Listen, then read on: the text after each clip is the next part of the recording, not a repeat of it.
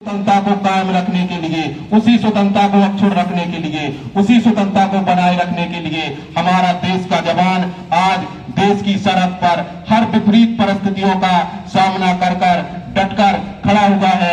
हमारे देश की सीमा पर चाहे राजस्थान का बॉर्डर हो जहां पर प्रचंड गर्मी पड़ती हो, चाहे कश्मीर, लद्दाख, सियाचिन जैसा -डिग्री जहां टेम्परेचर रहता है, वहां पर भी विपरीत परिस्थितियों में हमारा देश का जवान, यहां तक कि -18 डिग्री सेल्सियस तापमान पर हमारा देश का जवान मौत के दरवाजे पर सीना तान के खड़ा रहता है हमारे देश की सुरक्षा के लिए। तो हमें अपने देश की सुरक्षा को, एकता को, अखंडता को बनाए रखना है।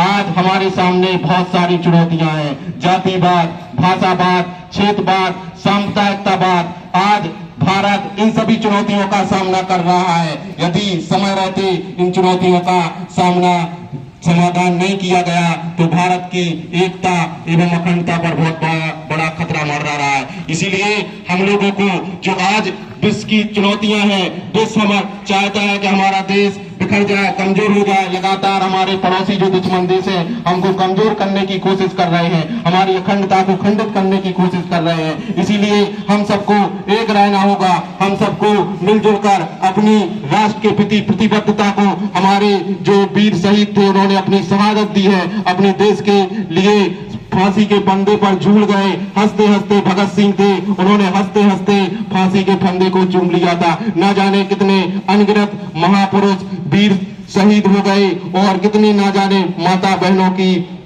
अपने भाई को, किसी को अपने पति को खोना पड़ा, तब जाके हमको आजादी मिली थी। और आज भी हमारे देश के जवान उस देश की सरहद पर बहुत ही कठिन परिस्थितियों में देश को सुरक्षित रखने को प्रयास कर रहे हैं। पूरी ईमानदारी के साथ, पूरी कर्तव्यनिष्ठा के साथ आज हमारे देश के जवान अपने देश की सेवा कर रहे हैं। चाहे कितनी भी विपरीत परिस्थितियां हो जाएं, हमारे देश के जवानों ने हमारे देश का हमेशा से गर्व से देश का सिर ऊंचा किया है।